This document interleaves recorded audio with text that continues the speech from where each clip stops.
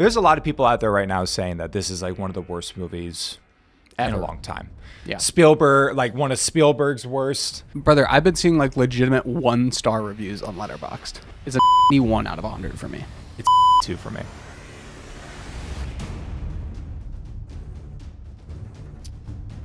Okay, and welcome back to the Out of Frame show. We're back. It's just me and Mogy here today. I'm in Los Angeles. Mogy's in Atlanta, Georgia. This is a huge show. At certain points over the last couple of days, I feel like the movie world is kind of on fire. There are hot takes springing from everywhere, and it's all about Disclosure Day. One of our fathers of cinema has just made another film, and people are either really happy about it or really upset about it. So we're here to talk about Disclosure Day, our reviews, what we thought. We each saw it just a couple days ago. First of all, what's up, Mogy? How we doing? I'm good. I'm tired. Cooper hit some sleep regression, so we're battling. Oh, Coop, we're both battling. I mean, we're early morning Saturday, June 13th. I'm moving next week. Chaos has hit the villa here in Los Angeles. I'm honestly stunned you still have stuff on the walls. I know. I still have a backdrop. How about that? Yeah, that's crazy. Literally moving in like 4 or 5 days. Chaotic. The World Cup's here in Los Angeles. Just means for more chaos. U.S. won yesterday. Thank fucking Christ. But it was, dude, I know you guys have some games there in Atlanta, right? We do. How do you feel like Atlanta? L.A., it felt a little bit like a shit show. We went to one of the watch parties that you probably like see on TV as you cut to. Literally 20 minutes into the game, the huge screen, cut. Stopped working. Went out? Just went out. It was literally right before the second goal. That's crazy. And LA, dude, the big Santa Monica Pier, yeah. It's under construction. It's literally, you can only access like a quarter of like the width of how big the pier should be. It's the World Cup. Bro, I've been saying that same shit. They've been like scrambling to make everything look good and get things fixed here, and it's like half the city's still under construction. Luckily, we live far enough from downtown and from the stadium that like we don't have to. Excuse me. We don't have to deal with it too much. Yeah.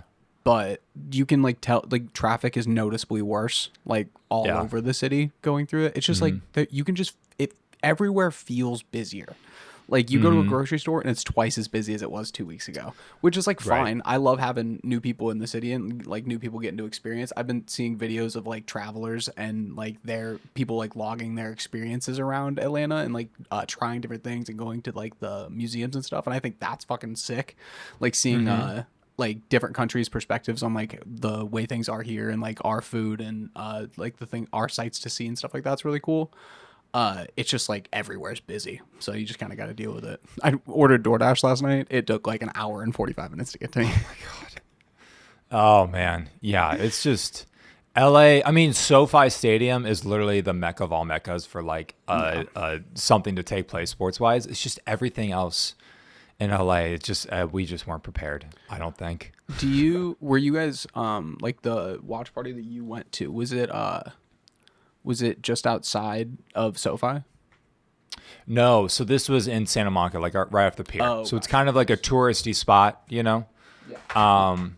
But it had all like the like alcohol sponsorships and stuff, and it was put on by Michelob. There was actually 2, and we went to the one up above the pier, and it was fun until the fucking TV went off, you know? And then everybody mad dashes to all the bars. They're already packed. Wait, so it just didn't come back on?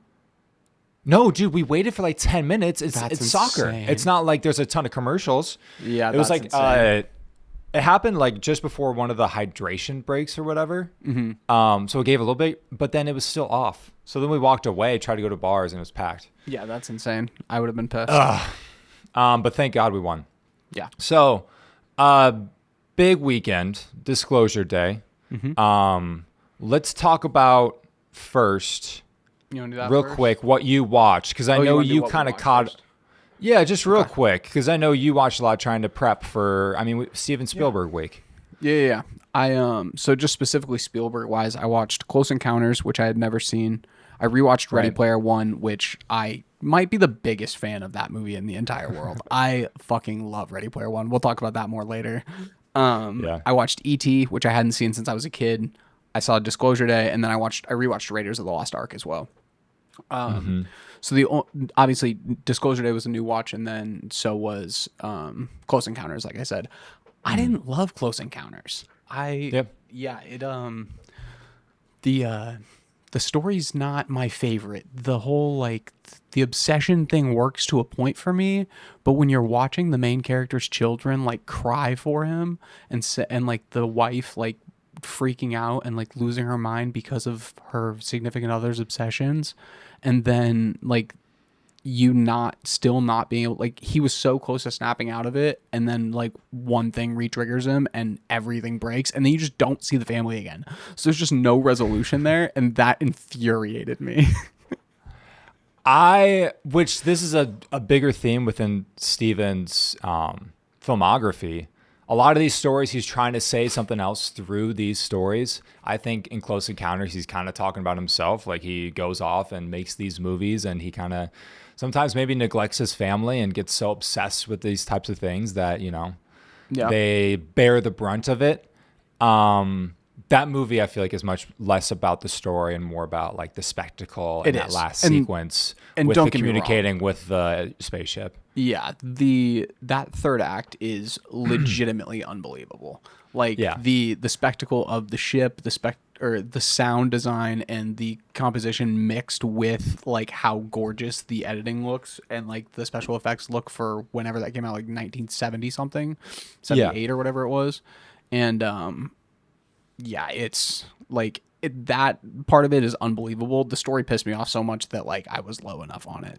77 is when it came out, but again, Kubrick and Spielberg are just really good friends. So they're influenced by each other. I think he took a lot from 2001 into that movie, especially the ending. Spielberg loves a spectacle in the third act. He's a big, like, you'll get like a 20-minute sequence that's just music and like effects and shit and like very, very little dialogue in most of his movies, which is like, it can be cool, but it can also suck. So very much Close Encounters there. Yeah. Other than that, I watched 2 more animated Batman movies, Batman and Mr. Freeze Sub-Zero and Batman Hush. Caden's not here to defend Batman Hush, so we can talk about it whenever he's back next when we record. But I actually like that movie. It gets like some hate. I gave it 4 stars on Letterboxd. It's like a Riddler story, like through and through basically, and I thought it was good. The thing, I think people say that it's not as good because of like what it's adapted from is one of like the best or highest regarded comic books or like series that there is, I guess. But I haven't read it, so maybe I'll do that at some point. But I really liked the movie. And then Batman and Mr. Freeze Sub-Zero was also very good. That's another older one, and I love the older Batman animation. When you say older, are you saying like 90s? 98. Okay. Yeah. Gotcha. Yeah. You always have at least like 2 of those Batmans. Dude, I think I'm getting through most of them now. I've been in such a Batman mood lately. Speaking of Batman, actually, just the only little bit of news that I have, Sebastian Stan not playing Harvey Dent. He is out? Playing No, he's playing Victor Zsasz. Oh. It's just a different person. What's the Batman? When is this film coming out? And they're filming right now? Yeah, filming right now. Brian Tyree Henry is playing Harvey Dent. Jesus Christ. Yeah. Okay. I'm really excited. I love him. Yeah, I'm really excited. He's underutilized for sure. Agreed, and I'm hoping he's like well utilized as Harvey Dent. Don't like a Black Harvey Dent is something that's like I haven't ever seen. I don't think in a Batman property. There could have been one that I don't know about, but I'm very excited to see what direction he went with this because like I've loved every other iteration of the character that has been made in these. It's like the way that Matt Reeves has designed these characters to fit in this world has really worked for me. So I'm excited to see what he does with that. Yeah. he'll be better than Aaron Eckhart, which is exciting. Yeah. Anything else you watched? I don't think so. I think that's it. Okay, I hit this week Shrek and half of Shrek 2. Those were a couple of high watches. Do you still not like Shrek 2? Okay, so I did admit to myself and Lauren that like, okay, this is hitting a little bit better. It's not Shrek 1. It's not Shrek 1. I'll give you that. And if you're a diehard Shrek 1 guy, that's fine. I have them rated. I went back and looked because I did overspeak in the last episode. I have Shrek 1 at a 5-star and I have Shrek 2 at a 4.5. So like 4.5 is crazy. But again, I'm only halfway through. Prince Charming's fun. Yeah, I think it's really fun, and that's probably like a star of that might be, or at least a half a star, but maybe a star of that is nostalgia. But yeah, I love the introduction of Puss. The music in that one fucking rocks. See, I haven't seen Puss yet. I haven't seen Puss yet. Sorry for the spoiler. No, I've seen the movie. It was in my van. I've seen the film. It was in my van. Then I rewatched some of Sleeping with Other People because I wanted to recommend it. That's a fun rom-com if you haven't seen. Jason Sudeikis, Alison Brie. It's on Netflix right now. Then I watched Nope because I had it on 4K and it was sitting out and I'm packing. And I was like, yeah, we should probably just watch this. Why wouldn't I? Incredible. And then for Spielberg rewatches, I watched AI. I watched Raiders of the Lost Ark. I threw in a little bit of Jaws. Just getting familiarity going into Disclosure Day. So does that bring us to, do we just need to talk about Disclosure Day and our reviews? Yeah, we can do that. I'm hot in the streets. How do we want to do this? Do you want to go first? You want me to go first? What do you think? I want to go first, I think. Go ahead. Because I don't know if you're going to be close to me or if you're going to be one of the other people I've seen online. Yeah, go ahead and give a brief review, and then give me a number out of 100. Tell me what you think. I thought this movie was incredibly engaging. I'm gonna start with probably my least favorite thing, which was the script. I thought that a couple of the characters were pretty underdeveloped, and I wanted more of them. Like I wanted to know more about them. So there was that, and then I struggled with the way that it was written in that any time it felt like the main characters were in trouble, they were just written away from the trouble. That being said, it wasn't the them being written away from the trouble wasn't enough to take me out of the story and out of the movie. The only thing that was enough to take me out of the movie that kind of just made me roll my eyes is we can talk about it in spoilers. There was one thing in one of the chase scenes that I didn't like at all. But it was followed up by something that I liked a fucking lot. So yeah, it's just kind of a balancing act. But all in all, I think the way it was shot, the way it was framed, the way Spielberg uses blocking and uses his framing and the lighting is just like honestly like immaculate throughout this movie. I think that it's extremely well done in every single point. I think that the score from John Williams matches it extremely well, as like it always does. These two have worked together. I think I saw that their 30th collaboration. Isn't that fucking nuts? It's so great. Dude, it's crazy. People yeah, just I love it too. Working that long and being great friends, making movies, that makes me feel good. Same. My favorite part of this entire movie is Emily Blunt. I think her performance is potentially the best of her career. It's my favorite of her career that I've seen. I think that she carries this whole movie kind of on her back. I've seen some people say like they don't know who the main character is. I think the main character is Emily Blunt.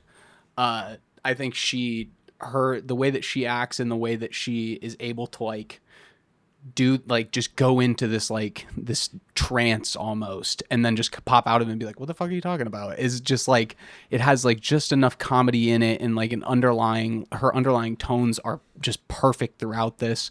It's my favorite performance from her. Josh O'Connor, Colin Firth, and Coleman Domingo. I thought all three of them were great, and those are the three characters I wanted to know more about. Like, I wish that we got I wish that they were fleshed out a little bit more. I feel like it was you either needed a couple less characters or it needed to be a little longer. Because I think with like an extra 20 minutes and just like getting a little bit more time with each of them might have made the end hit a little bit harder even than it did for me. And the end hit me like a fucking brick. I was crying in my theater. I loved this movie. Let me make sure I have my number right. It's a 91 out of 100 for me. 4.5 on Letterboxd. That's sick. That's awesome. You just saw it once, right? Thursday night? Yeah. Yep. Kylie had a girls' night last night, so I did not end up going again last night. I might go tonight or tomorrow. I really do want to see it again, though. It's been like on my mind a lot. Yep. Me too. First of all, I really liked this movie. Thank God, really liked dude. this movie. I was so nervous. I was a big fan. And to be honest, I'm a little annoyed, a little jilted by some of the conversations going on around this movie. I very much agree. Even like a little bit more than a little annoyed. There's a lot of people out there right now saying that this is like one of the worst movies in a long time. Yeah. Spielberg, like one of Spielberg's worst. Brother, I've been seeing like legitimate 1-star reviews on Letterboxd. Yeah, I mean, I have several friends. I have 3 friends here that went and saw it the other day, and they all 3 gave it 1 stars. Mm-hmm.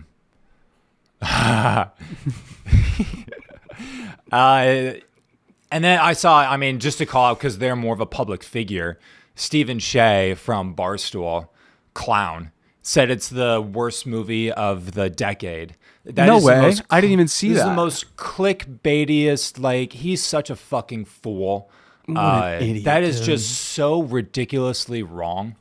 I mean, Steven Spielberg has more talent and wherewithal to just barely show up on set. He could be totally drugged out, have dementia at 99, and he would make a better movie than like 50% of the movies that are released today. I'm sure Stephen Shea loved The Mule. What a fucking idiot. That's how I kind of feel about a lot of people that are saying this is a 1-star movie. Now, however, I can understand people saying this is like a 2.5-star movie. I get that. Yes, I totally understand that. Dude, if it doesn't work for you and the parts of the script that I mentioned really like take you out of it, I could absolutely see like a 2.5. But the thing is, I don't think you can go lower than that because of how well made it is. Steven Spielberg is one of the greatest directors of all time. The way that he can frame these shots and the way that he uses blocking, the split shot where Emily Blunt's character's here, Josh O'Connor's character's here, and Coleman Domingo's arm splits the two of them in the middle of like an intense conversation has been locked in my brain since I walked out of the theater. Like, just the amount of incredible shots in here, the montage in the third act, like the way that like Steven Spielberg makes you feel wonder with his shots. Dude, even just like you could take away everything I just said, the way that he's able to do a 5-minute oneer and you don't even fucking realize it's a oneer, like that alone should get him 2.5 stars. Like, you know, I just think Spielberg, more than most filmmakers today, you know, when you're watching a movie and you forget you're watching a movie, like that, you forget that you're in a theater, you're totally enveloped. I think he has the ability to do that maybe more than anybody living today. Because multiple times in this movie, I was levitating and I just was completely locked in. Yep. Steven really, he's thinking about a lot of different things. He's getting to the end of his career. He wants to say a ton, and he's trying to say so much within this movie, which is where I have problems, that he's trying to say so much while also having all these different characters with different backgrounds, that it does get messy at times, and things don't hit home maybe the way that he wanted them to. But I still think that, like, this type of, like, these types of ideas, and even he gets so philosophical and existential within this movie as an old 79-year-old man, and he's just trying to flesh out these ideas and to make sense of the end of his life and the end of his career. That's what I love about this movie, and it is uncompromising. It says we're going to do this weird shit, and we're going to do it 1,000,000%. The same way that he did with like AI. This is an older movie of his, that he goes balls to the wall all the way. Yep. And that's what I love about him. That's what I love about Steven. So people saying that this is one of the worst movies ever. This is a guy that has an idea, has a point that he wants to get across. Yeah, it gets messy at some places, but God damn it, if he's not genuine about it, if it's not coming from a pure place in his heart, that's why I get frustrated. People saying that this is a fucking half-star movie. That is asinine. That says something about you. I've heard a lot of people say if you give this movie more than 3.5 stars, that says something about you in a bad way. No. If you give this movie a 0.5 star or a 1 star, that says something about you, what you think about these movies, how you have empathy within stories. Yeah. You kind of need to look at yourself in the mirror. I like this movie a lot. Plenty of problems. It's an 82 for me. Okay. No, I like that. So that's a 4 out of 5 on Letterboxd. 4 out of 5. Nice. Okay. This is my second favorite movie of the year. Yeah, it's probably 4th for me. Yeah. The only thing I currently have above it is Project Hail Mary, and that's just because there's a chance that Project Hail Mary is that high simply because I saw it in 70 millimeter, and that experience was unbelievable. But yeah, I loved it. I really did. Yeah. And I was so surprised to see all the negative stuff about it, but whatever. You know what it is? Is people that don't give, if they see something that doesn't totally make sense, or Steven Spielberg so often in his movies, you go back and watch Raiders of the Lost Ark, the Invincible Man theory, where it's just like their main characters are going to get out of everything, and the enemies that sometimes are going to be fucking stupid, but our hero is going to make it through. That he definitely does that a lot. Raiders of the Lost Ark, people dump entire MP40 clips into them, literal submachine gun, all around, just no bullets hit it.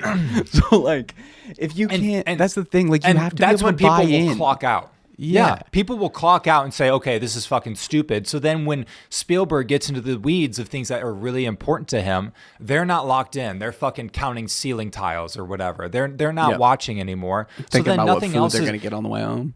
Everything else isn't going to work for you if you don't clock in. If you think, if you just push it off to the side, nothing else is going to work for you, because this guy is totally committed to what he's doing. And again, he's not compromising. So if you divert your attention for a little bit, the rest of the movie's not going to work for you. Yep. And the thing is, a very important message of this movie is listen. Listen, and if you're not paying attention to this movie, you're not gonna like it as much. So if you zone out and you're like, this movie fucking sucks, or if some of the jokes or some of the offhanded comedy in the first and second act don't really hit for you, and you clock out, you're just not gonna be bought in for the third act. Whereas you need to be bought in because there's so much emotion in that third act. Do you want to talk spoilers? Yeah, we can. I also just wanted to say, when are we? This has always been Spielberg. Yeah. This has always been Spielberg. When he makes these types of movies, they're campy. They're kind of kiddish. Raiders of the Lost Ark, you're telling me, is not kiddish is the perfect way to put it. Exactly. And I've seen a lot of people say Spielberg is incredible at building a sense of wonder, and that's what it is in these movies. And if you're not there to enjoy that sense of wonder and to be along for that ride and for that adventure, then you're not gonna like the movie. And if you don't like the movie, fine. But I don't it's not a bad enough movie to to give it a 1 star in my opinion. And why are we going to these theaters just looking to be oh, this is fucking stupid, I'm done? Mm-hmm. Why don't we just give ourselves to something for a little bit? Have a little bit of I honestly think that because we have lost a little bit of wonder and wanting to like escape, that's why maybe this movie isn't working for people. They're just like, oh, this is fucking stupid. I'm going to go back to whatever I was doing before because we have so much shit. No, they just let the movie take over, you know? I think it has a little to do with how the world is right now too. And like the main theme of this story being empathy. And like teaching empathy and like kind of like we can save the world with empathy, which is a very childish concept to think about it when you think about it in that way. But like that's kind of the point. And like that's what you said. Like that is Spielberg. He takes a childish or like a not childish is a bad word, but like a simpler concept like that and expands on it and builds a story on it. And I think he did it very well here. Yeah. And that's how I wanted to maybe it was you said it, how I maybe wanted to be a little bit mean. But it is all about empathy. Yeah. So maybe people that don't like it as much, and maybe maybe we're missing something there. Maybe you need and to that's what I'm saying. Maybe like they're looking at it and they're like, the world, like, can you imagine people actually being empathetic in this world? Because I fucking can't. Like, they're just like far too cynical and like, yeah. Yeah. I just other notes I had is that he's really just saying that people should believe in people to understand, to be able to change, to have hope.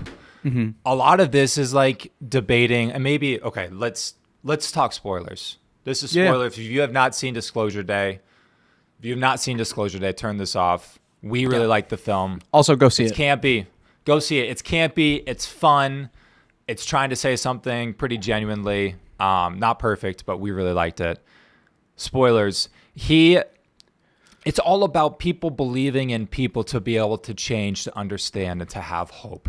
It's this battling idea, if we understand that there are real aliens and that we have known for a long time, that humankind will fall apart. World War III will end the world because of this knowledge. And it's him trying to like understand that. Maybe we should give ourselves a little bit more credit. Maybe we can handle this. Yeah. The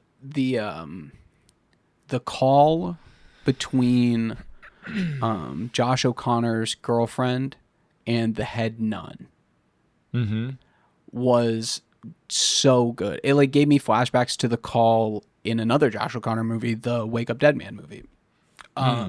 When he takes that call in that movie and prays for the woman, and it's like it almost takes you out of the movie in like a great way, and it just like regrounds the whole thing and regrounds his character and everything in that movie.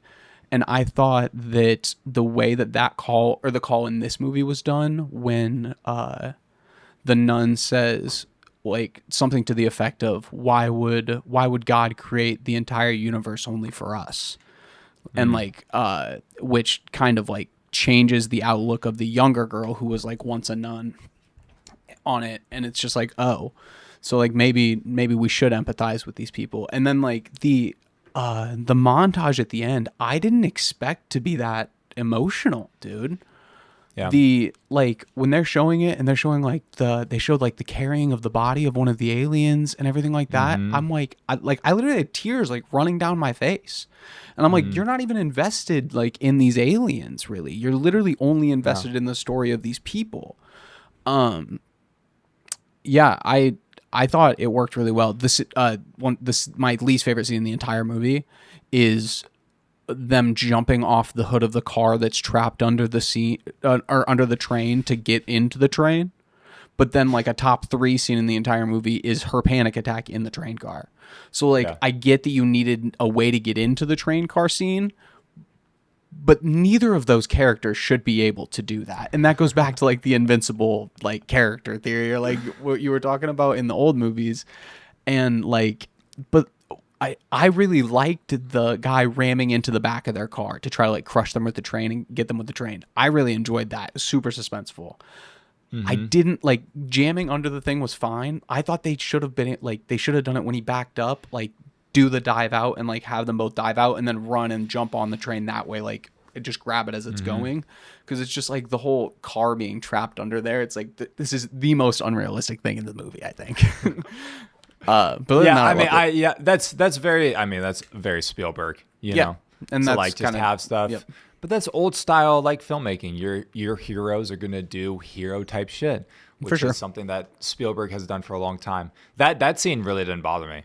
I really liked that whole like how he rammed it into them. That was incredibly tense. I agree. Which Spielberg can get very intense with his filmmaking. That really, really worked. Obviously, yeah, they're not gonna be able to. She's a fucking news anchor. That's what I'm saying. Like she's a news anchor, and he's like a computer was, like, freaking nerd, out. you know. Yeah. But then the scene, they're just getting shot at. Yeah, the whole time. The scene in the train car when she's having the panic attack. I would like. That's one of the times where I was like, Jesus Christ, Emily Blunt. Like she's just acting her ass off in this thing. So. But going back to us not knowing everything. So humans are lying to humans often about how, you know, we're not disclosing everything. We're not telling everything about the vast expanse of our universe, that there's more life out there. And also, like, God has potentially, what if God is holding stuff back from us as well? He hasn't like filled us in on everything. What if the Bible and everything we don't know hasn't been revealed to us yet? But even if we do, it is revealed to us, humans have the ability to change. And I think that, again, those are some of the big ideas that Spielberg is battling with. Obviously, he's 80. He's like thinking about a lot of these things. He's thinking about God. He's thinking about aliens, if there's more beyond all of this, or what this life actually really means and what else is out there. And these are like all possibilities that have been in his mind throughout his filmmaking career. What if there's more out there? Mm-hmm. God has maybe lied to us. Humans are lying to us. But what if we have some empathy towards both and we can grow from that? We can change.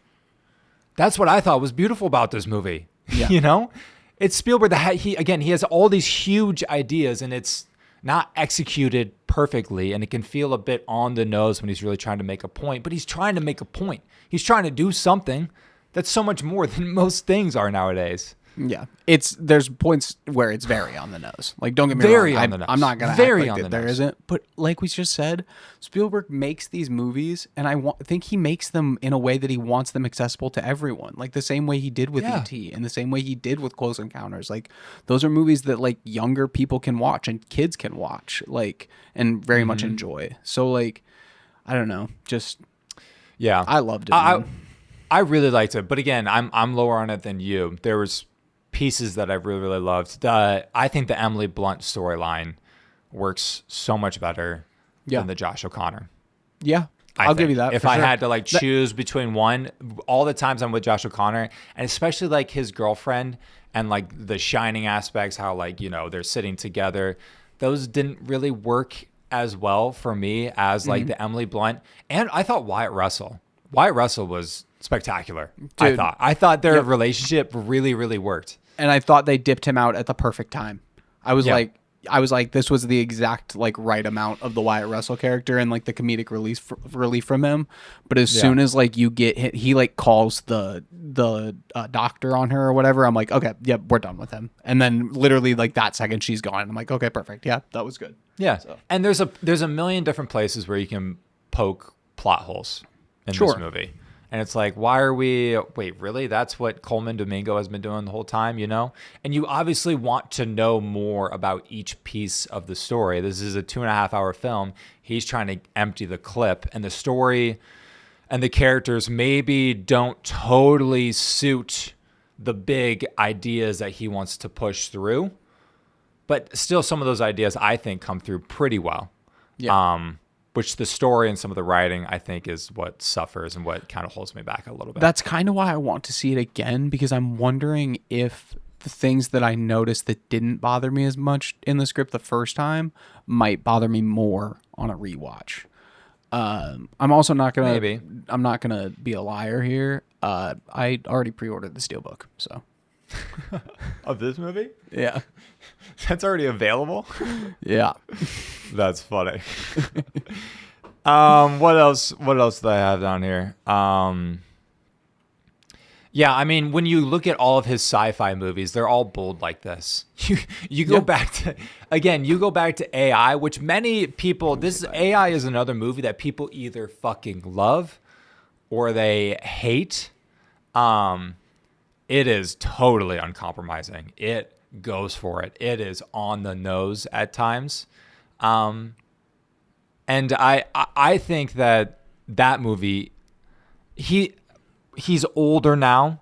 So that's why I give this movie, like, people should be even more empathetic to, like, him trying to get his last swan song off. Go back and watch AI.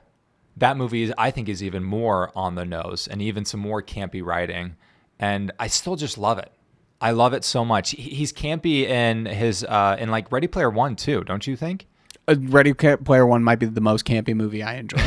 It's so campy, and I fucking love that movie. It's literally, I have the poster's usually right here on my wall. I took it down and put it back there for this episode because we're talking Spielberg.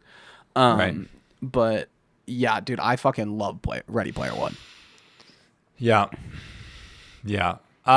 So we both really like Disclosure Day. I'm excited to see it again. Yep. Again, I'm just disappointed that there's like. You think Lauren would like it? Yeah, I do think Lauren would like it. I think Kylie would too. Kylie asked me that, and I was like, I don't really know. And the more I think about it, I'm like, yeah, I think you would. Yeah. So, should we talk about the rest of Spielberg's filmography and try to build? Yeah. Or what else did we need to cover? The only other thing we were going to talk about was Nope. Do you want to talk about Nope first, or do you want to save that for another day? We can say that. We can save that. But there's just do a Peel Day. Within Nope, he's just so influenced. There's a lot of Nope or a lot of Spielberg in Nope. That was the reason we were going to do it originally today, but just kind of slipped my Yeah. eyes. Dude, even down to like the Jaws parallels are like insane throughout it, like even down to both of them exploding at the end. Like that's how they end up killing them. So exploding Nope with pressurized air specifically. Dude, I rewatched it, and I rewatched most of it, and the sound of like the alien eating them is Jean Jacket eating them is like one of the most disgusting sounds in any movie I can think of. It's so like blood-curdlingly gross.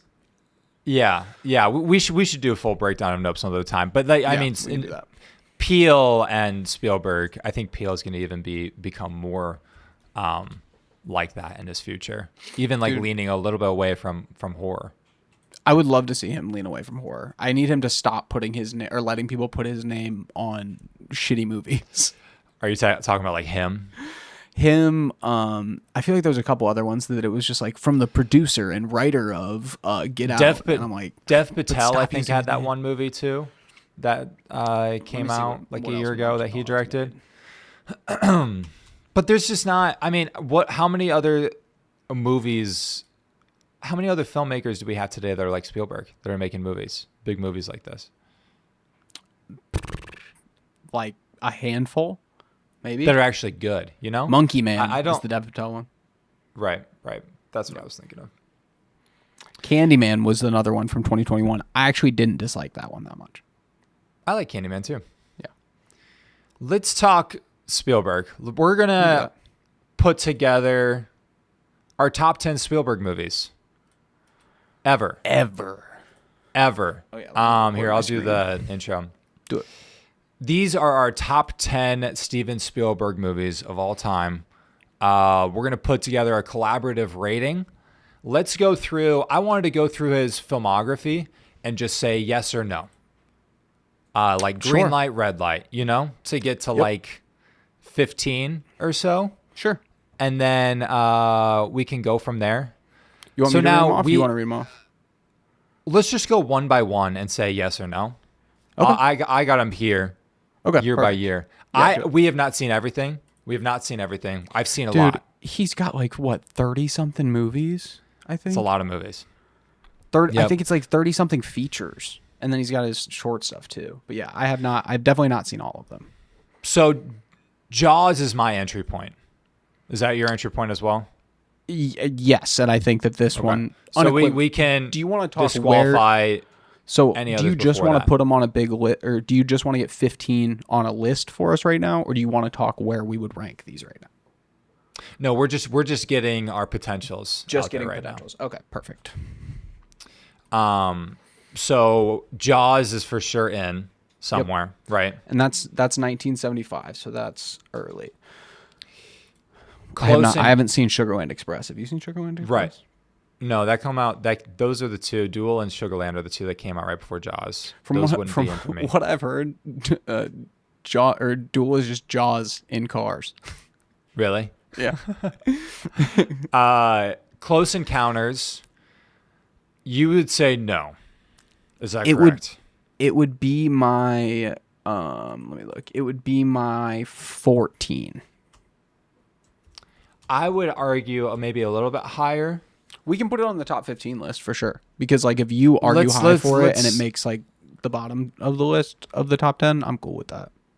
There's a lot of cool stuff within Close Encounters. And like that's why I'm kind of it's a personal dislike of the way that the end of like those character stories are handled that makes me rate it lower. I still like very much appreciate the technical marvel that movie is. Okay. 1941. I would say no. Haven't seen it, so yeah, no. We can move past then. Raiders, yes. I would say yes. Absolutely. Yep. Absolutely. E.T., 100% yes. Yep. Indiana Jones and the Temple of Doom. I say really no. run short after Raiders. Everything after Raiders, I really just don't. Heavy disagree there, but I don't like Temple of Doom. Oh, really? Yeah, I really like The Last Crusade. We'll get to it. Okay. We'll say no to Temple of Doom. Yeah. Color Purple is a no from me. I haven't seen it, so that's fine. Empire is also a no from me. I haven't seen it, so that's fine. Last Crusade would be a no from me. I would say in the top 15, include it. So you would say 10 to 15. Or would you say 1 to 10? I have it at 12 on my list. See, I wouldn't say that. So it's probably a no then, you know? I mean, that's fine. I don't think it's in its top 10, and you don't think so either. So we can just say no. That's fine. Always and Hook. I have not seen Always. I have seen Hook, and I'm not a fan. I haven't seen Hook. I think I saw Hook when I was like young, but I don't remember anything about it, so I must not have been that big of a fan. So no for either of those. The next two, I'm going to say yes. Park is 1,000,000%. 1,000,000% yes. Schindler's also obviously. 1,000,000% yes. Spoiler alert, that one's going to be pretty high. Lost World is a hard no from me. Yeah, not a fan. Amistad is a no. I haven't seen. Saving Private Ryan is obviously a yes. A hard yes. Yep. AI, you have not seen, but I have seen multiple times. Or you said you saw it as a kid. Yep, I've seen it. I was just younger. Yeah, sometime in middle school or early high school or something. It would for sure be in my top 10, and I'm probably going to be a pretty big, hard argument for this one. So I have it listed at 8 on my list. So like, I think absolutely it can go in the top 10. Minority Report. Yeah. Have you seen? It's a yes for me. Okay, Yep. Sweet. Yes. Catch Me If You Can. Also a yes for me. Big yes for me. Terminal's a hard no for me. Haven't seen. Heard it's a not great Tom Hanks performance from multiple sources. So really, I didn't. I think I saw like 10 minutes of it. I was like, all right, got it. War of the Worlds. I saw it when we read it for a book club when I was in like elementary school, and then I saw it after that, and I don't remember almost anything about it. So, it's fun. Up to you. It's fun for sure. Yeah. I kind of want to just say maybe. I love these types of movies. I love end of the world type of films, which is probably why I like Disclosure Day too. Would you personally put it in top 10 Spielberg? It'd be right around 10. Yeah, okay. Then we can leave it in the top 15. That's fine. If you're for sure out of top 10, then obviously I just haven't I haven't. It's not one that I've seen recently enough to be able to like say, you know. Let's say maybe. Maybe. I might want to argue for it. I added it on my list, so that's fine. It's a lot of fun. It's a lot of fun. Munich is a no for me. Haven't seen. I didn't love Munich. And there's some bigger reasons why. I think in today's language it might come off a bit iffy. If you can, do you know anything about Munich in that story? The world was watching in 1972 as 11 Israeli athletes were murdered at the Munich Olympics. This is the story of what happened next. No, I did not know that. Palestinian terror attack, and it follows a bunch of Mossad agents. Eric Bana. Yeah, I have not actually. I literally somehow haven't even heard of this movie. Basically, I think it got nominated for Best Picture. It doesn't, this is such a hotbed of takes and big world issues that obviously when he made it, didn't there's so much stuff that's happened in that region. If you watched it today, I don't think it would hold up. Fair enough. It wouldn't feel sensitive, so I would say no. It'd probably be a skip for me then. Crystal Skull, no. Tintin, no. No, I haven't. I don't think I've ever seen Tintin. So no. Warhorse, no. Yeah, agreed.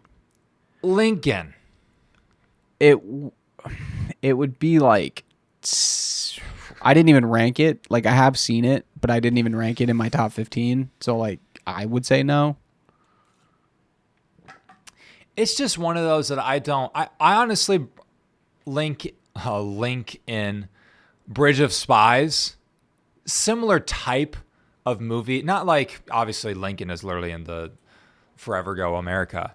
But the type of like historical documenting of American history, it's not what I like love Spielberg to be doing. I like Bridge of Spies. Do you know what I mean? I like Bridge of Spies more than Lincoln. But so I would say maybe to Lincoln, and I would say yes to Bridge. Okay. How do you feel about that? I would probably say no to Lincoln, yes to Bridge, but if you want to say maybe to Lincoln, okay. That's fine.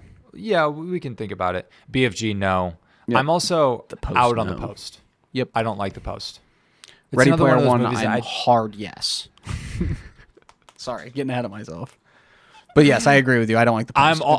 I'm also in on Ready Player One. People won't agree with that.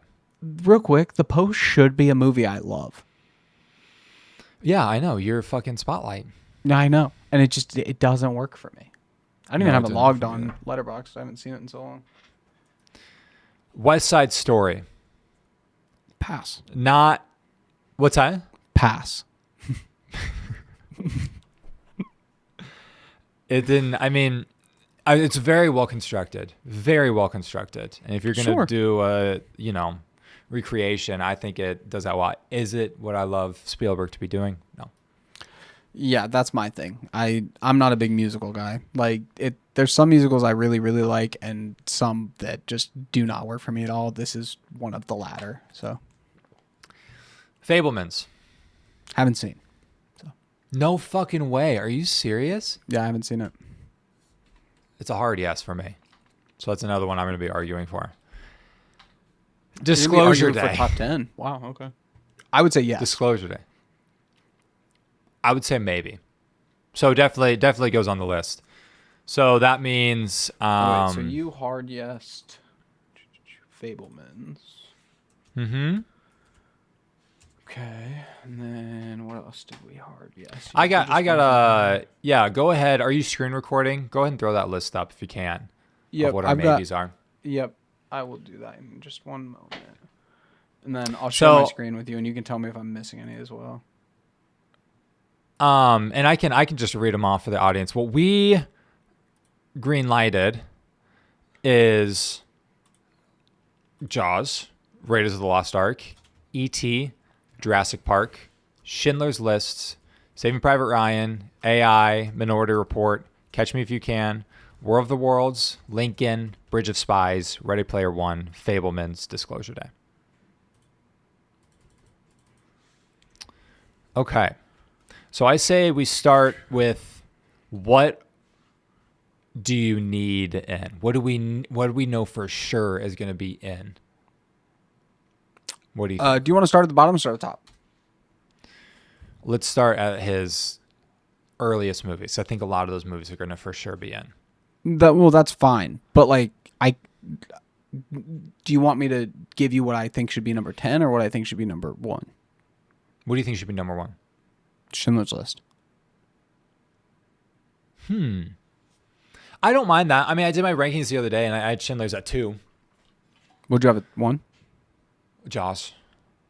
See, that's what I have it too. Now, what I love most about Spielberg, obviously he can pull off, which is incredible. He can pull off a Schindler's or a Saving Private Ryan, which is crazy because they do definitely feel very different than some of these other movies. Yeah. But what do we love most about Spielberg? The wonder, the fun. And that's kind of more Jaws. You know what I mean? Yeah. I'm just thinking that, like,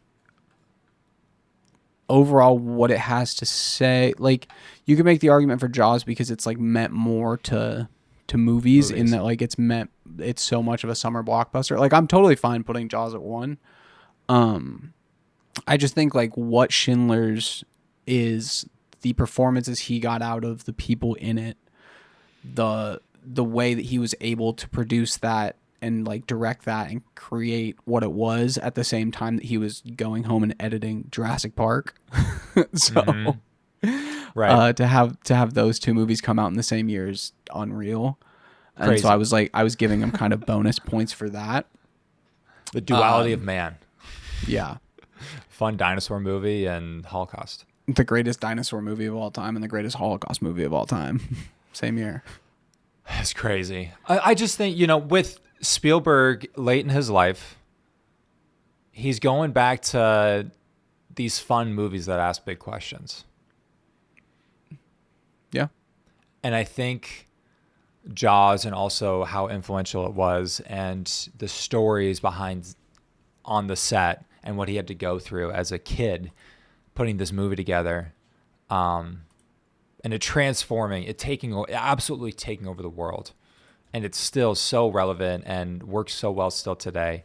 That's why I think Jaws. That's why I might be pining for a little bit harder number 1. Nope, that's fine. They were pretty even on my list. So okay. So I'm cool with Jaws 1, Schindler's List 2. You can push me around in other stuff, but let's go Jaws 1, Schindler's 2. No, I think what that's is fine. 3? What would 3 be to you? He only has one other 5-star movie for me, and it's the other one that came out in 1993, and it's Jurassic Park. Oh, I did not think. Okay, yeah, 100%. Jurassic Park. So I think it's Jurassic Park 3. I thought. What would you have next then? Saving Private Ryan. Yeah, I thought that's what you were gonna go with. I like what we're doing here. We're going to fun one, a fucking horrific one. Yeah. Another fun one. Yep, literally. Back to his World War II. Okay, I love that top 4. Yeah. With Jaws, Schindler's, Jurassic, Saving Private Ryan.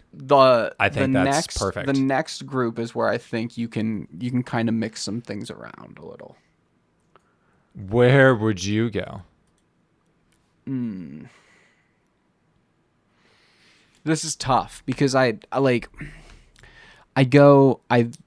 have them ranked the same, like, letterbox wise, and both of these movies are from times before I was doing out of 100 ratings. Sure. So one is, like, a personal favorite of mine, and one is the, like, what's looked at as one of his greatest movies ever. And so I'm between E.T. and Ready Player One here. If you give me a choice, I'm going E.T. And that's fine because Ready Player One, I want in one of either 6 or 7 is what I would like it to be. If I can get it that high, I'm very okay with that. Now, how would you feel about?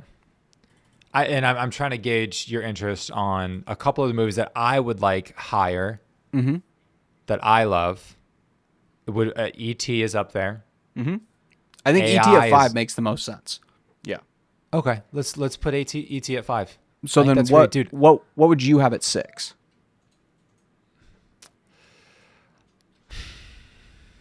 For me, it's between Catch Me If You Can and AI. Okay. What would you have?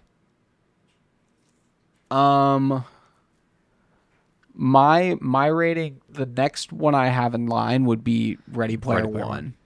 And then after that, it would be AI. Maybe you're lower on Catch Me. I might have to rewatch Catch Me If You Can because I remember it just being fine, but the whole like scheme or like fine's an understatement. I do remember it being very good, but the premise of it being based around checks and like stealing money that way, just like when at the time that I watched it, I was like, why the fuck are we talking about checks? And so it was at a time before I really like liked movies the way I do now and was able to like put myself in the time. So I think that makes me lower on it, but it's a great Leo performance and it's a great Tom Hanks performance. So. Dude, Tom Hanks and Leo going back and forth. Yeah. And then pretty much being like father and son in some sort of capacity towards the end. Like very father and son relationship-y. Yeah. I love Catch Me If You Can. It's one of my most rewatched Spielberg movies. Crazy enough. Okay. So if you're mixing that, we can move that down. You wouldn't mind. So ET5, would you mind AI at 6? If we go AI 6, Ready Player One 7, Catch Me If You Can 8, are we going to get flamed? We're gonna get flamed for Ready Player One. Yeah, but I'm okay with that. The thing is, I will take all the Ready Player One hate because I will defend that movie with my life. I love Ready Player One. No, I'm also with you. I don't love it like you, but I really like it a lot. Let's go AI 6. Yep. Dude, AI is fucking insane. It is insane what it ends up doing towards the end. It's a movie that him and Kubrick were going back and forth on. One of them was going to direct it for forever. I didn't and then know Kubrick that. Died. Yeah, I didn't know that. Which I could totally see it like being a Kubrick movie. It would be completely different, obviously, but it mixes those Kubrick like dark existential ideas that Steven has played with before, but hasn't totally realized until, later movies, like, Disclosure Day, with Spielberg's wonder. Yeah. Childlike wonder through Haley Joel Osment. And it takes some crazy big risks, and I love it. Jude Law. So I love AI at 6. So you're gonna say Ready Player One at 7 over Catch Me If You Can. Yep. I currently on the list I have it Ready Player One at 7, Catch Me If You Can at 8. But that's fine because I kind of got Jaws. One other one that we might need to mix in here that I'm starting to get into is Raiders. So yeah, on my list I had Raiders at 9. So that would be the next one. But my next two my 9 and 10 it would be Raiders, Minority Report. That's where you're gonna get in trouble. Where we're gonna get in trouble is putting Ready Player One over Raiders. See, but that's okay with me because like is that at your heart of the hearts? You like Ready Player One more than Raiders? Yeah, and like if I wanted to like put on a movie to just enjoy it, I'm putting on Ready Player One. Like Raiders has one of the best compositions of all time. Like it's the John Williams score that I think of more than any other music he's ever made. I think like that the Indiana Jones tune pops into my head all the time, and that's partly because I played Lego Indiana Jones for the Xbox 360 for like 1,000 hours. I think I played so much of that game because it came with my Xbox. But Ready Player One is like just a comfort movie for me, and like I know that like it's not as good of a movie as some of these other ones, but I love it so much that I have to have it higher. And if people want to get mad at me for that, that's fine. Fuck them. Fuck them. My complaint about Raiders is like, while the story is super, super good, the people that aren't Indiana Jones, the acting performances are not as good. Like just objectively, the girl that plays Marion, not good. Like just not great. And then the fight scenes just don't really work for me. It's just like, all right, Indy throws a punch. Other guy throws a punch. Man, when he fucking throws the guy, or when he's when the guy beats up that one guy. Yeah, when he beats up that one guy, starts climbing up the airplane and sees the fucking brute bald guy. He's like, hey, come here.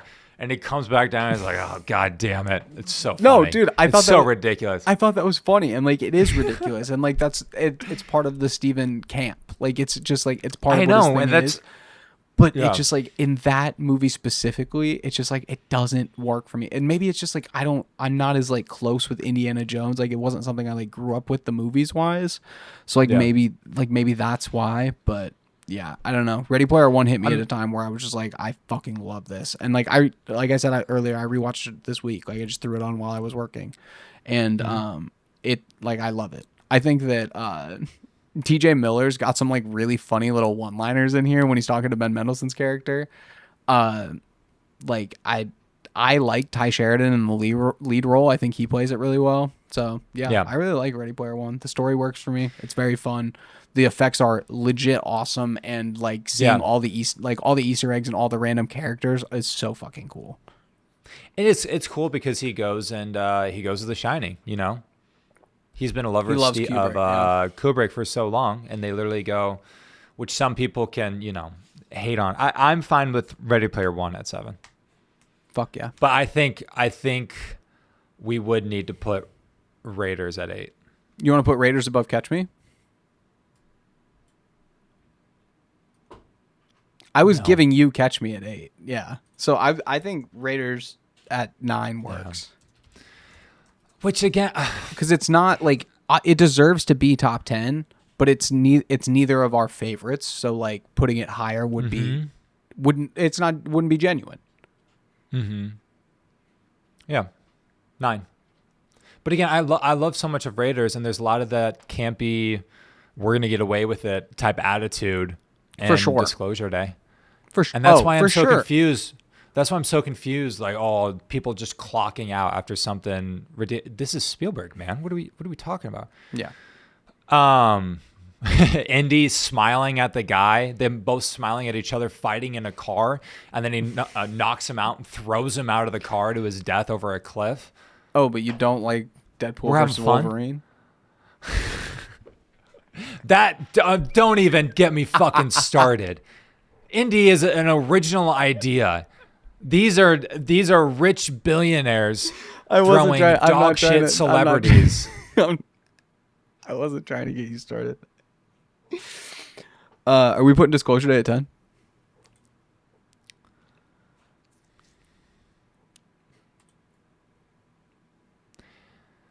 So we have. You want to know where I had it on my list? Where? 6. We have Minority Report. Yep. We have War of the Worlds. We have Lincoln. We have Bridge of Spies, Ready Player One. Or sorry, no, The Fabelmans and Disclosure Day. It sucks because, dude, as somebody that's sentimental about Los Angeles and the dream of filmmaking and now is leaving, there's a part of me that really loves The Fabelmans. And that whole process of him getting to LA and that meeting with John Ford at the end is one of my favorite scenes Spielberg has ever done. So I need to watch this movie, apparently. Okay. Yeah, but if you haven't seen it and we're like wavering, then we can say no to Fabelmans. I think Lincoln we're officially saying no to. Bridge of Spies we're probably saying no to, right? Unfortunately, because I do love Bridge of Spies, but yeah. War of the Worlds you're not as high on as me. Yeah, I think if we're going out of like what is like what I'm the highest on, it would be either Minority Report or Disclosure Day. And I bet if I watched Minority Report right now, I'd be at a 4.5. I currently have it a 4 on either a 3.5 or 4 on Letterboxd. But every time I think about that movie and I see a clip from that movie, I like it more. Yeah, it is between those two. If I had to choose, gun to head, D and the G, I would say Disclosure Day. I think I agree. So I think we do it. 10. Do we need to mix any of these other ones up?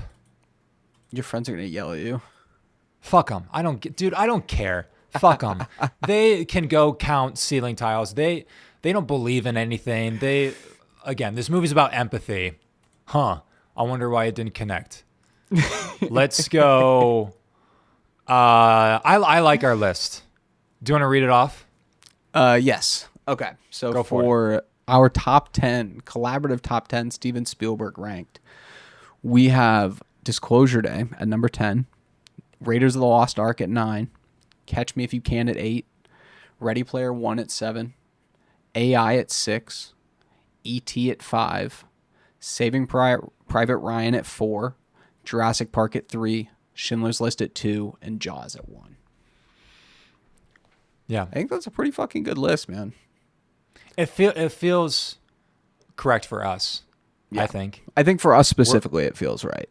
For you specifically, or for me specifically, it would be different. But I think for a combination of the two of us, I think this is good. Yeah. The Raiders one. There's hard defenders. Bro, let me look at what it has on Letterboxd. I want to say Raiders has like a 4.3 or something on Letterboxd. It's crazy. It's so funny to me that is such like a...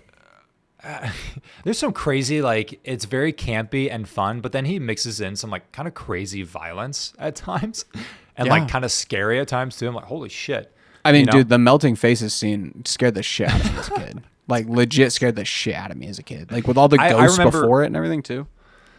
We had this on VHS, and I remember like actively turning it off when it gets to that part as a kid. Really? Mm-hmm. Scared me. That's funny. Okay, we did it. Disclosure Day does make the top 10. Yes. Let's go. Is there anything else you wanted to cover on Spielberg? No, I don't think so. You said your personal favorite Spielberg is Jaws, right? Yeah. Okay. Yeah, I don't. When it comes to personal favorite, it's tough because like the one that I've revisited the most is Ready Player One, but like when I think about like the best movie I've seen from him, I think it's Schindler's List. Have you seen Schindler's recently? College. Oh, really? Yeah. I think... Dude, I took a couple movie classes in college, and that's where I saw Minority Report and Schindler's List. Was that just like a Spielberg chapter? I think it was just a couple weeks. I think the teacher, just picks the... They were in different semesters. Okay. So it was just one Spielberg per the semester. But we watched like Juno in that class too. Right. That's where I saw my first Wes Anderson movie in Grand Budapest. My favorite Wes Anderson movie. Yeah, that's a good one. I'd say it's top 5. I'm still just... I'm a little upset that people are hating on this movie like this. I am too. I want to see what the current Letterboxd curve has it to the 3.4. Because like the initial response from critics and everybody was very high. Is it? Well, I just remember seeing the first reviews of a lot of my contemporaries that got to go early and I didn't. What the fuck? They all loved it. Dude, I was seeing so many early reviews that were saying like it was incredible, like 4s and 4.5 or 4.5, and I was like, okay, so my hopes are high. I was seeing like 5 stars, dude. I've seen a bunch of people saying 5 stars, and that's why I think if you like commit to this movie, it can do something for you. People were complaining about the alien design. Did you have a problem with it? No, me either. Okay, like sorry that he goes with a little bit more traditional alien. Yeah, he goes with a little bit more traditional. He's 80 years old. Maybe that's how the aliens looked for forever. Maybe he's seen some shit that we haven't, man. But it's also he's done like different alien design in like AI. It's a little bit different. I mean, it's different in E.T. Yeah. It's different in... It's a little bit different. It's pretty similar to Close Encounters. But similar. Yeah. You know? He's always been on this train. This is what he believes. He doesn't have to... Just because it looks a little bit more like traditional alien design. Yeah. I did like how they walked. How they were like... Same. Yeah, with the really wide legs and shit. Yeah. Same. I liked that. I agree. We didn't even talk the last 15, 20 minutes when I loved news segments of breaking shit across the world. 1,000,000% in right away. Dude, the way that they did it with the they were Josh O'Connor's character goes, yeah, and you need to call New York and like have them ready to patch into this. And he's like, why would New York want to? You think this is more important than the World War III? And he's like, yeah. Yep. It is. Dude, and picking then nits. the other Picking news quick. anchor. Go ahead. Yeah, go ahead. The other news anchor, I don't know her name, the black lady news anchor, the like one that is in New York that they pivot to. She's incredible.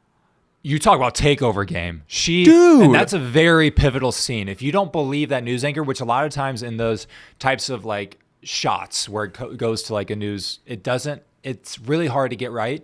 That might be the best one I've ever seen. So good. It was so good. Everything they do with the news broadcast and everything is perfect. Perfect. Yeah. Did you, I was just scrolling Letterboxd reviews and I saw one that said, Steven Spielberg watched Arrival and said, I can do that. It's mathematics. That was cool too. That was cool too. That it was like, or the scene where he's on the Hugo do we want to spoil? We probably don't want to spoil again. Oh, sorry. Yeah. I'll stop. You know what I'm saying? Yeah. You're good. But I agree with you. I know what you're talking about. The scene on the hill. With you. Yeah. Yeah, I agree with you. Let's do. You had a top 10. Is that right? What else? Oh yeah. Do you want to guess that? What was your top 10 you had again? I have my favorite 10 superhero movies ever. You want to guess it? Oh, yeah. All right. Cool. Let's do it. Yeah, do an intro. I think you'll be able to get them, but these are my favorite 10 movie. One second. Let me do that again. These are my favorite 10 superhero movies ever. Trey is going to try to guess them. Okay, so you might be able to get them in order.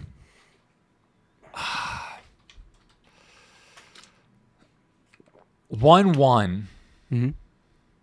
It's got to be the Batman. That's 2. So it's Into the Spider-Verse is number 1? Yep. You were confused because of my 2020s one. Into the Spider-Verse came out in 2019. Oh. Yeah. Yep. So that's why. Okay, yep. You were battling between the Batman and Across. Correct. But Into would be above. Okay. Yep. Okay. So you have 1 and 2. So then it's got to go straight into The Dark Knight. Did you guess Across? Oh, because you said it. Okay, you said it, but I didn't know if you wanted to skim past it or not. No, I technically wasn't. So Across would be 3. Across is 3. Sorry, okay, so not to spoil Across there, but you mentioned it as well. Yeah, Into and Across were very nearly 1 and 2. The Batman was like pretty consistently 3 for me. Like those were my top 3 for like a long time. The Batman has like since overtaken Across just slightly. Like they're both 5-star movies for me. They're both unbelievable and I like rewatch them often.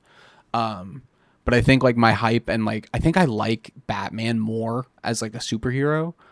Like I think he's my favorite superhero, but Into the Spider-Verse just like as a movie means so much to me that it's like my favorite superhero movie ever.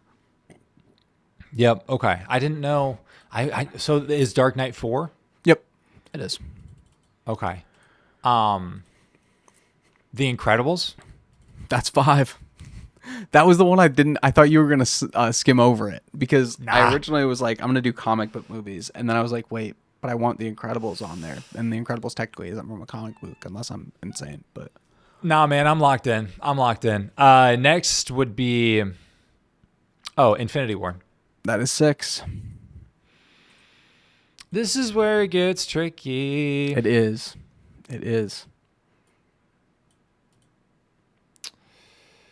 I would go Captain America Winter Soldier. That's 11. Captain America Civil War. Nope. That's also in that like 10 to 15 range. Iron Man. That is 9.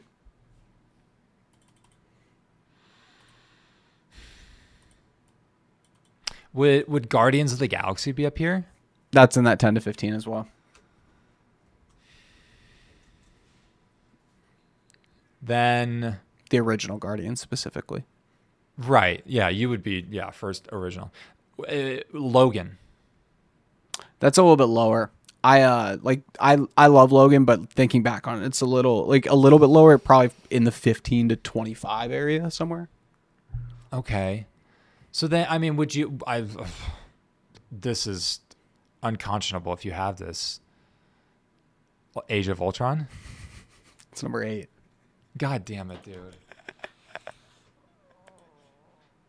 I fucking love Age of Ultron, dude. I go back and watch Age of Ultron like potentially more often than any other MCU project. I love Age of Ultron. So then what? I have 7 and 10 left, or what? Yeah, 7 and 10 left.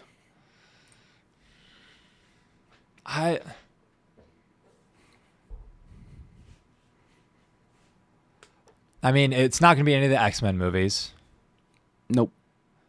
One is outside of the MCU. One's an MCU movie, one is not.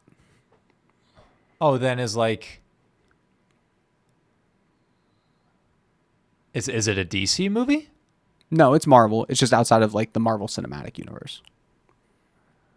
Oh. Like Spider-Man? The original Spider-Man? It's in that Tobey trilogy. Maguire? Spider-Man 2? Correct. That's number 7. 7. Okay. Mm-hmm. So then 10.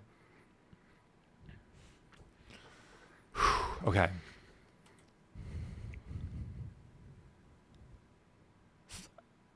Is it another Spider-Man movie? No, Spider-Man is not in the movie. But it's an MCU film. Correct. It's not Guardians of the Galaxy. Mm-mm. Thor Ragnarok. No. I thought about it though. It's up there. Like that's in the 10 to 15 range for sure. Endgame. Mm-mm. Fuck. A little bit lower. That's probably a little outside of 15, like 16, 17. Because I do love Endgame. I just think like this is an MCU movie. Yeah. What am I missing? It's not X-Men. It's a pretty obvious one. It's earlier God damn MCU. It. I'm trying not to like look. No, I just get MCU that. when it's come out. It's not Spider-Man. Mm-mm. It's not. What other Marvel characters are there? There's Thor. There's Hulk. There's a couple of them in this Doctor movie. Strange. Is it Doctor Strange? It's a group movie. It's a what? It's a group movie. The original Avengers? Mm-hmm. I love the original Avengers. So that's 10. Yeah. I think it's such a great team-up movie. That started a lot. Yeah, like it started a lot. The way that they handle all of them, I think, is like really well done. It's emotional with Tony saving everything at the end of it. The Tony and Cap banter is great. I think there's like some unbelievable like one-liners in this movie. Tony walking in and looking at the guy, that man's playing Gattaca. But I love the first Avengers, man. It's great. Okay, I did okay. I should have gotten Avengers quicker. Yeah, the fact that you guessed Age of Ultron before guessing the first Avengers was surprising to me. Well, it's just because it's in my brain. Because you just defend. I love Age of Ultron. I hate man. it so much. God, I love Age of Ultron. Oh man. Okay, well this is fun. I'm glad we got to go through Spielberg. I feel like we have a really good top 10. I like what we said about Disclosure Day. Mm-hmm. We're equally pissed off at people that are giving this 0.5 star, 1 star. I think they're being trolls. I think that's what it is, man. I think people are trolling. And why? Why are they picking on this old man? You know? I can't believe this new and up-and-comer Steven Spielberg released in the same 5-week span as Kane Parsons and Curry Barker. Hope they all produce more stuff. And it also sucks because Spielberg is like such a... He said he's talked to both Kane and Curry. Like he really cares about the future of filmmaking and movies.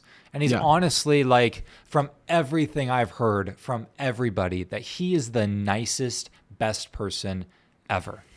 He seems so unbelievably nice in all of the interviews that I've watched. Incredibly nice. That's also why I'm disappointed why people decide to freak out. Again, I understand if it doesn't work, it's a weird script. There's different types of choices and bold, but like a 0.5 star, a 1 star, fuck off. Politely fuck off. Agreed. I agree with you. Thanks everybody. Subscribe. We'll be back again next week. See you then. Good shit. Sweet.